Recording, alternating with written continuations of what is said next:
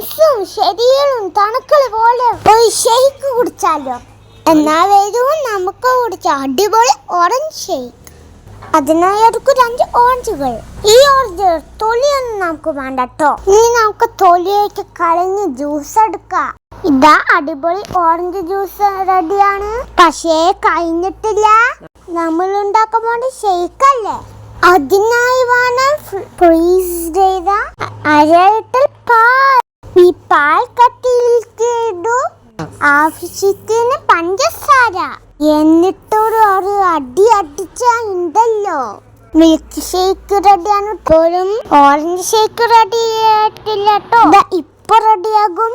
അതിനായി ഒരു ഗ്ലാസ് എടുത്ത് ആദ്യം ഒഴിച്ചു മിൽക്ക് ഷേക്ക്, പിന്നെ ഒഴിച്ചു ഓറഞ്ച് ജ്യൂസ്, പിന്നെ ഒഴിച്ചു മിൽക്ക് ഷേക്ക്. അങ്ങനെ ഒഴിച്ചൊഴിച്ച് ഉണ്ടല്ലോ അടിപൊളി ഓറഞ്ച് ഷേക്ക് റെഡിയായി.